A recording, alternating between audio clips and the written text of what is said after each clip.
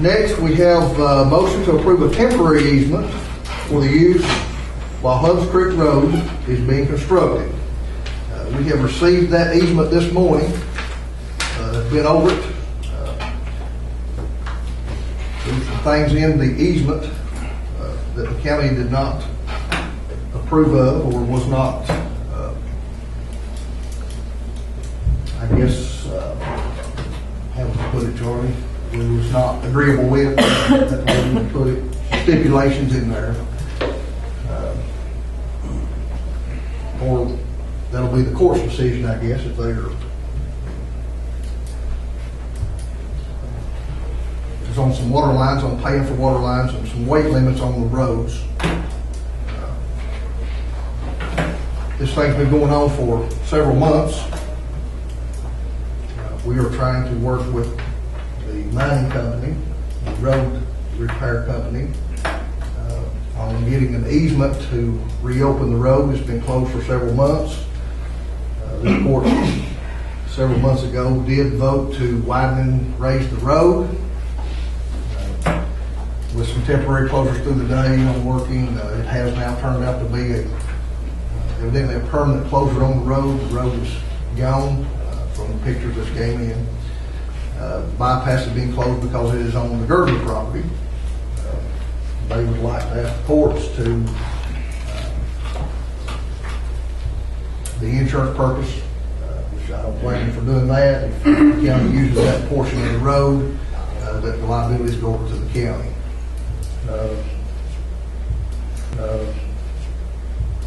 We have worked for several days trying to get this done. The stipulations came in with the water line and the weight limit on the road. I guess, are you Ms. Butcher? I am, sir. And you are Mr. Gerber's attorney, is that correct? Okay. Would you all like to speak on anything? I think we can short circuit this issue on the water line. At this point, we don't know if the water line will be affected. We were trying to foresee what might happen in the future regarding this and any damage that would occur. The water line is not an issue, an insurmountable issue that we can't negotiate today after I speak with the county attorney. The only real issue regarding that is, of course, the weight limit. We think that the weight limit has to be in there at this time. Wow. This is a temporary easement. If we have large, the argument from citizens and as I understood from the court was the road's closed, we can't get ambulances, we can't get fire trucks, we can't get emergency vehicles down there. Those vehicles would not be included in this weight limit. They would not exceed the weight limit that we are asking to put in there. Now, if we're opening the road for the benefit of all the resources, we don't think that's the purpose of this. The road needs to be open, we understood, for emergency traffic to proceed through there. And we're agreeable to that. The weight limit, I think, is something that coal trucks going over that temporary easement are going to do more destruction and more harm than they are good. There's still a way for those trucks to be able to go out through the back, and we feel that that's the way it should be handled on a temporary easement. That's the only issue we have. That's an issue. On the temporary easement, we don't see that to be an issue. And I don't know why the weight limit would actually be if the county on the temporary easement, if the county is responsible for the materials of building that road, if it sinks and we put it back, I don't know why that would be an issue as well. And you're the one that mentioned all the resources. I don't know why you would want to stop all the resources. As far as the county, I'm not trying to stop all the resources. Oh, I thought you said if it was for them to come through, you didn't want. We're saying all the resources has a way in and out there. But no, I'm not saying. But that's stop all the resources. I'm saying that the weight of coal trucks is going to cause damage on a temporary easement. Now, I don't know if the county's willing to. If that was the county's cost, though, is that an issue? If the county's bearing the cost. Well, if we've got an easement on that property, would that not be the county's? Are we not taking possession of that?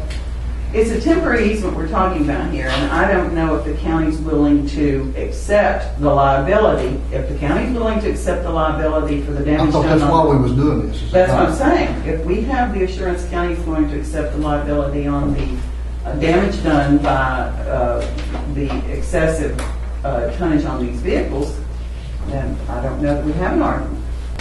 I had an opportunity to negotiate with their attorney that was here earlier, Ms. Butcher, who actually had the lead. She said that they are willing to strike the clause that required us to be responsible for the water line, which was in paragraph 2, but that after she spoke with her client, they were not willing to strike the 30,000-pound weight limit on the temporary easement. So they would be willing to take one out and leave the other. I know she had mentioned actually about all the resources there, about them coming through, and they had another way out. I have spoken with Keith Smith with all the resources several times during this period about the mines that's up there and being able to work. It's difficult for them to haul coal out on the side of the road. If we take this easement and do a temporary easement, I don't know why we can't use it in the same form as a county road. That's my question, to be the fiscal court's decision. But if it's to stop Albans, or if they've got a problem with Albans or whatever, coal is part of livelihood in this county. In of course, we'll let the masters give their opinions on it as well. But coal severance money is paid into the counties through what coal rolls out of here, out of the counties.